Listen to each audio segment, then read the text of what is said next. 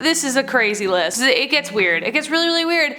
And you know that because you were there for part 1, 2, 3, 4, 5, 6, and now we're back for part 7. Welcome back, most amazing top 10 fam. I'm your host, Rachel Fisher, and today we are counting down our list of top 10 evil people from history we wish weren't born, part 7. And honestly, there's just no shortage. There's so many. It's disgusting. And let's continue, shall we?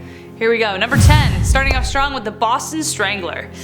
Yeah, you know where this is going. On January 18th, 1967, Albert DeSalvo was convicted and confessed to be the Boston Strangler, though some people believe he wasn't the only one. Due to inconsistencies in the trial, many believe that there was someone else involved. Either way, whoever he was, the Boston Strangler was an awful person. The perpetrator somehow managed to talk his way into women's apartments despite warnings from the media. Women all across Boston were arming themselves, and yet still he found his victims.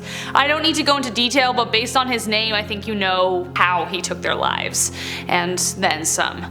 From June 14th, 1962 to January 4th, 1964, he killed 13 people, abusing the bodies in ways that would haunt your nightmares. So yeah, there's clear why he's on this list. And if that's number 10, get ready. Number 9, Farid Fatah. This is horrendous. This is absolutely horrendous. Imagine being told that you were sick and dying and then finding out later it was all a lie. Farid delivered the news to over 500 people, what's supposed to be what every doctor dreads to say, that they were sick and dying. He sent them through various rounds of chemotherapy, radiation, you name it. The thing is, they weren't sick to begin with. Farid had figured out that he could make millions of dollars off of people participating in these treatments. So while he moved into his million-dollar mansion, his healthy patients suffered horrific side effects from the medications, such as losing their teeth, hair, their strength, etc. If you ever seen anybody go through cancer treatment, you know it's not amazing at all. His genuinely sick patients died with no care, while his healthy ones got sicker and sicker and eventually just ended up being sick. He would give them hope that they were getting better just to keep them stuffing his pockets. The families also suffered with the impending death of their family members, all for nothing. Finally, the truth came out due to information from a suspicious colleague, and authorities caught up to him. Prosecutors sought an 175-year sentence but settled with 45. Good riddance. And also what really pisses me off about this one is that he got away with it for so long and there was no criticism over like 500 people. That's a lot of people. Ugh, bothers me so much. Let's keep going. Number 8. This one's a little controversial. Oliver Cromwell. Yeah, I know. I don't know. I feel like I'm risky, you know what I mean? He wasn't a very nice guy. Sure, he did some good, but he decimated a lot of people, and he abolished theater, which is a big no in my books. After the Civil War, Cromwell took over as protector of England. For most of his rule, he was pretty much viewed as a dictator. Some believe that he saved democracy, but his means of getting there were brutal and unrelenting. In September 1649, Cromwell's men entered the town of Drogheda and took the lives of everyone they found, which means around 3,500 innocent people died. He acted as God's executioner, his contempt for Catholics feeding the attacks. He was quite brutal to Ireland. Many historians accuse him of ethnic cleansing, especially since a month after Drogheda, he did the same thing to Wexford. Eventually he was overthrown by Charles II and his republic failed. And there is some missing nuance, I will admit, so if you want to go ahead and correct me in the comments or go into a debate, go for it. Why not? But there was quite a bit of bad and we can't really ignore that. Not a nice guy. Number 7, Marshall Applewhite. Now we have our first cult leader. Woo! Just kidding, not an appropriate response considering how awful he was. Marshall Applewhite was an infamous leader of the Heaven's Gate cult. His first arrest was a little tame. He was arrested when he failed to return a car that he rented. His reason was that he was divinely authorized to own the car. He had some pretty extravagant disillusions and an inflated perspective of self, as cult leaders often do. He manipulated several people to join his cult and participate in a procedure requiring surgical castration. He made everyone wear baggy clothes and was convinced that they were waiting for a UFO to arrive. The Haley-Bob comet was the signal, and Applewhite organized a Last Supper of sorts. They all went to a restaurant and ordered the same thing: turkey pot pie, cheesecake, blueberries, and iced tea. Not my choice, honestly. Finally, on March 21st, when the comet was days out, he manipulated 30 people to take their own lives. Number 6. The Serpent. I'm a big fan of Jenna Coleman, who played Clara in Doctor Who, and when she showed up in the new Netflix show The Serpent, I was in. But then I was horrified to learn that it was about a real human that existed, and I really wish they didn't. Charles Sobrage, along with his girlfriend Marie-Andre Leclerc, committed a spree of crimes along what was called the Hippie Trail. During the 1970s, Vietnamese, Indian, Frenchmen lured over a dozen tourists into a false sense of security before taking their lives. He preyed upon travelers in India, Nepal, and Thailand by spiking their drinks, food, stealing their valuables and identities before brutally making them disappear. He became the subject of a massive Interpol manhunt in 1976 after a junior diplomat in Bangkok started to catch on. If his crimes were anywhere as brutal as they were hinted at in the show, I certainly wish he never existed. Thankfully, he continues to serve a life sentence to this day. Number 5. Dennis Rader. I'm surprised that I haven't added him to this list earlier, but I needed to do a part 7, so I guess here we are. The BTK killer, the man not only known for taking the lives of 10 victims, but for how he did it. Between 1974 to 1991, he baffled police with his violent crimes in Wichita, Kansas.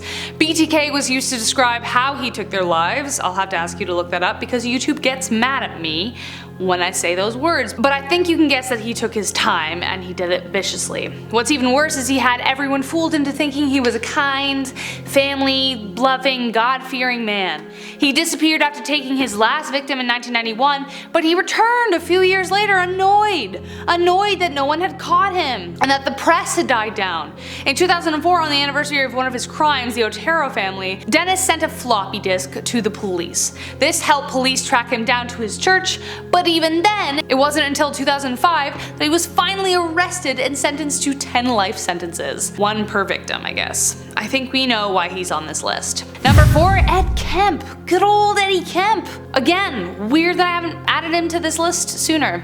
A weird kind of evil because he actually ended up giving authorities a ton of information on psycho killers. But alas, he haunts my dreams, and I just really wish we didn't have to worry about men like him. I've said it before, I'll say it again. I will take ghosts, ghouls, poltergeists, whatever over human beings any day. He had a strange talent for making people believe he was a gentle giant, all while committing 10 of the most gruesome crimes. With an IQ of 145, he easily manipulated his victims into trusting him before it was the last thing they ever did. Standing at 6'9" and weighing 250 pounds, he used both brawn and brains to overpower the women he took. He showed obvious signs of pathological need to kill from a young age, starting with the family cat all the way to unaliving his paternal grandparents at age 15. You get the gist. Even then, he was able to convince mental health professionals to let him go early. He was charming. He was easy to get along with. He was likable. And he did this. From 1972 to 73, Ed used the line, "Oh, I don't have all day," to convince hitchhikers to enter his car, implying he was in a rush, put pressure on them, and convinced them that he didn't have time to kill them. They also never caught him. He turned himself in before they could. Number 3. Ted Bundy. Yeah, we're hitting some heavy hitters today. Men like Ted Bundy are the reason women carry keys in between their fingers when they walk at night, or like the reason we cross the street. It's honestly men like some of the ones I mentioned already. Born on November 24th, 1946, who would have known the man he would become? By all accounts, he had a good family, but at an early age, he was already showing dark tendencies. He would spy on unsuspecting women and accumulated an extensive juvenile record, which was wiped clean when he turned 18. He was going to be a lawyer, but soon gruesome deaths spread throughout the nation. He tended to prey on young, attractive college women from Washington, Utah, Colorado, and Florida. He would use his looks and charm to lure them into his clutches or ask them to help him with his books. He would strike them over the head, force them into the vehicle, and drive away to carry out the rest of the deed. He confessed to taking the lives of 36 victims, but alluded that there may have been more, closer to 100. His court case was an absolute media frenzy, because no one could believe such a charming, attractive man, he's not that good looking, could be capable of such horrible things. But suddenly the world was shown. Evil wears a pretty face. Number 2. Andrew Philip KEHOE.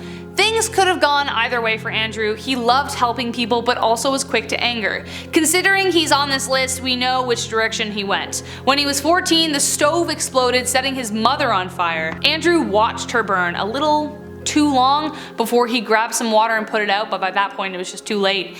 Andrew showed the telling signs of darkness through his cruelty towards animals, once beating a horse to death. He married a wealthy woman named Ellen Price in 1911, but despite this, the couple fell into debt. Ellen got TB, pushing them further into debt until finally, at long last, KEHOE snapped. On May 18, 1927, KEHOE took Ellen's life by hitting her in the head. He set the barn on fire with explosives. He had previously placed explosives around the Bath school, and after he burnt down the barn, he drove over and detonated the bombs at the school, killing basically everyone who was inside. Then he filled his truck up with more explosives, admitted the crime in front of everybody, and then detonated the truck with a Winchester rifle while he was inside. Number 1.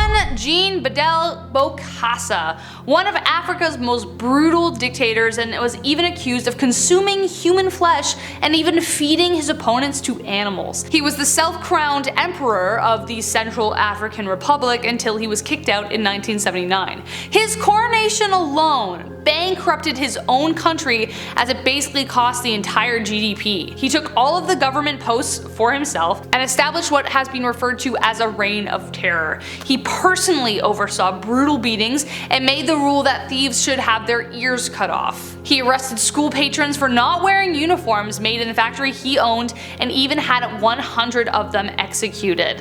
In 1980, he was finally sentenced to death in absentia, though he decided to return to Africa in 1986. Why he was allowed to, no idea. From there he was tried again for his crimes, but he never faced the death penalty. Instead he just went to jail, and he was released in 1993, then he died, and then he was pardoned in 2010. What? Why was he pardoned? He was literally the worst. Anyways, that was our list today, folks. You know the drill. If you want another one, there's no shortage, sadly, or if you want to give me some suggestions that we're not in 1, 2, 3, 4, 5, 6, and now 7, go for it in the comments. I've been your host, Rachel Fisher. You can follow me on Instagram at RayFisher411. Anyways, you know the deal. I've been your host, Rachel Fisher, and until next time, guys, take care.